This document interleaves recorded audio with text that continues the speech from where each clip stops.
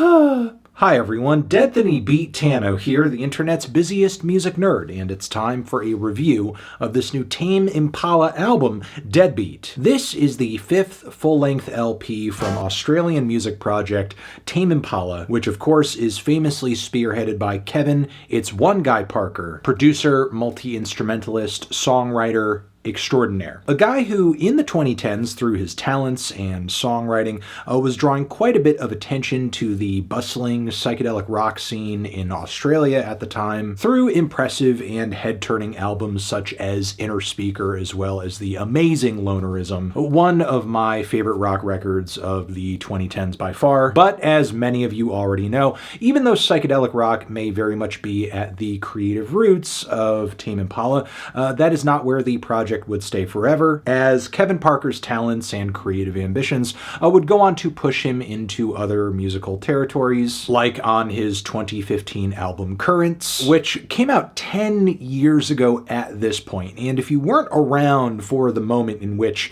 this album dropped, it may be hard to explain just how big this album was at the time. And sure, there were a lot of amazing and groundbreaking records dropping back in 2015, but Currents was truly a special one in terms of its really deep and interesting crossover appeal, because Kevin really forged a trademark and standout strain of futuristic synth pop on this project that appealed to pop fans, electronic music fans, rock fans, and hip-hop fans alike. And after following such a breakthrough commercial and cultural moment, I guess it only made sense that Kevin would go forward to embrace the more dance and electronic elements that were kind of popping up in his music on Currents, because, I mean, again, that record was so huge for him, and all those sounds, all of those characteristics were the newest additions to the Tame Impala recipe. Maybe diving even further into them would yield even greater results. Which is where we got 2020's The Slow Rush, an album that,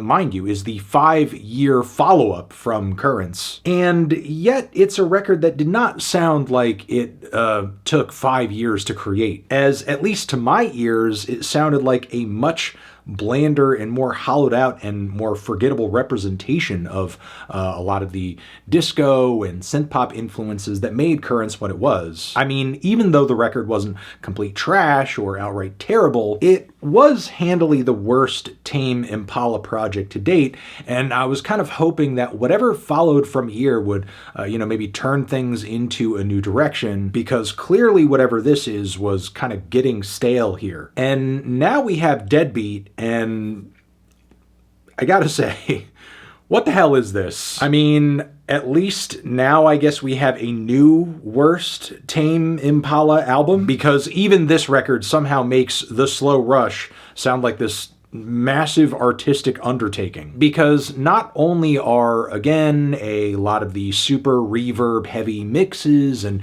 dance music palettes delivered throughout this album pretty bland and forgettable, but when you're not getting that, many of the other songs on this record are just downright goofy and kind of embarrassing in terms of their execution, their musical ideas. But let's get into it. The whole record starts with the song My Old Ways, which is this linear, entrancing dance cut that is mostly based off of some straightforward beats, Kevin's lead vocals, a little piano line, some synth flourishes here and there, especially toward the end of the track. And while it's not a bad song, it's not a mind-blowing one either, and it's one of a few tracks in the track list here that doesn't so much feel like a Tame Impala original as much as, I don't know, Kevin taking a handful of random stems he was diddling around with in the studio, handing them over to a DJ, and then having that person do a remix around them. Yeah, that's pretty much it. We're just doing dance, music, wallpaper off of stems. That's what a handful of these tracks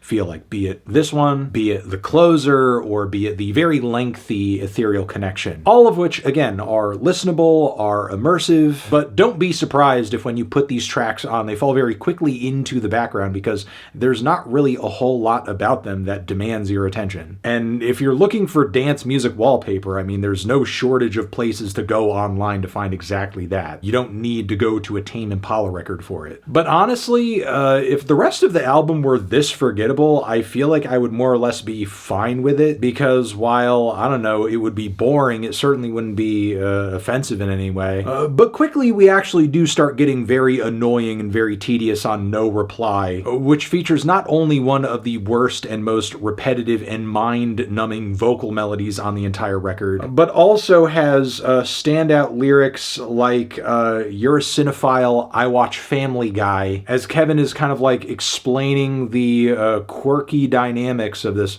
domestic love and partnership he describes, not just here, but on a few other moments of the record as well. Yeah, I feel like the song is inadvertently what Animal Collective was doing during their Meriwether Post-Pavilion period, but with all the fun and colorful ideas sucked out of it. After this track, though, we do have the song Dracula, which I do gotta say, I think is my favorite of the bunch. However, I could see why many people wouldn't necessarily be riding for this track, because it does stick out in the album like a sore thumb, with the instrumentation and lyrics being predominantly spooky and all. It kind of feels like Kevin was trying to do like an 80s synth funk thing that's maybe a little Michael Jackson coded. There's actually several key tracks on the record that are very Michael Jackson coded, but seemingly Kevin didn't really have, you know, the lightning in a bottle that he and Quincy Jones did when they were putting some of their best and most exciting work together. But yeah, it kind of feels like Kevin was trying to angle for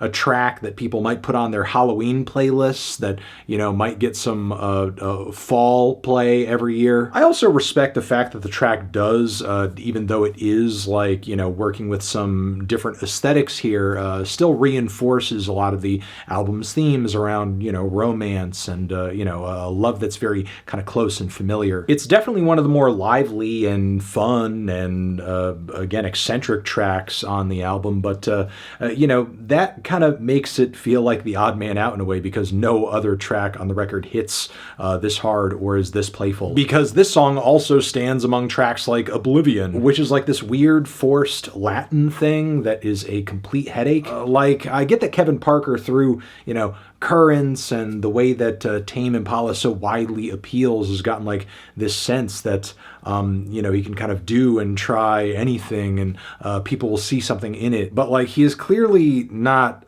playing to his strengths on this track. Like, this vaguely tropical beat with some of the worst and most annoying falsetto vocals soaked in reverb I have heard all year is just not it. Like, some of the vocal harmonies toward the very end are a complete nightmare. After this, Not My World is even more dreadfully boring. The whole first leg of the song actually just kind of sounds like Kevin's putting together a demo. Either that or it's LCD Sound System doing a really terrible Gorillaz remix. Even more ridiculous and laughable is Piece of Heaven, which is essentially Kevin doing this out-of-tune caterwauling over the kind of bright heavenly synthesizers that you might catch during like a peak, you know, commercial Kate Bush album. Add to this these weird arpeggios and boom clap beats, and you essentially have this mishmash of several different aesthetics and ideas that just don't mix. The song Obsolete puts on display just how weak and terrible some of the musical ideas on this album are, as much of the last leg is taken up by like these really goofy, chromatically shifting licks and riffs that like don't sound good at all. Like, it sounds like I'm listening to some weird, bad electronic prog rock band perform for the first time at a local bar. By the time we hit See You on Monday, You're Lost, I'm just, in my mind, begging for the album to end, because the song literally does feel lost. Over these bouncing, bobbing, childish, silly synth lines, I feel like I'm listening to a bad Beach Boys demo. Again, what is going on? What is this? How have we fallen this far? Again, there's so many tracks on this album that feel like they took so little effort in comparison to so many of the amazing and well-written creative highlights throughout the freaking Tame Impala catalog up to this point. Like, with 4 albums to reference back to, even The Slow Rush, Tame Impala has set a certain standard in terms of musicality and slickness of production, methodic assembly, aesthetic cohesion, and none of those standards are being met at all on this album, like even a little bit. I mean, I wish I had more nice things to say about the album rounding this whole thing up, but I just don't. I feel like if I am to look forward to and review positively a Tame Impala album, past this point, we're just gonna have to maybe reset things and start from the beginning over again and just figure out a new direction, as well as just like start putting some more effort into the songwriting again. Because again, I just feel like this record is not it in the slightest, which is why I'm feeling a strong 1 to a light 2 on this thing. Transition. Have you given this album a listen? Did you love it? Did you hate it? What would you rate it? You're the best. You're the best. What should I review next? Hit the like if you like. Please subscribe and please don't cry. Hit the bell as well. Over here next to my head is another video that you can check out. Hit that up or the link to subscribe to the channel. Anthony Fantano, Tame Impala, forever.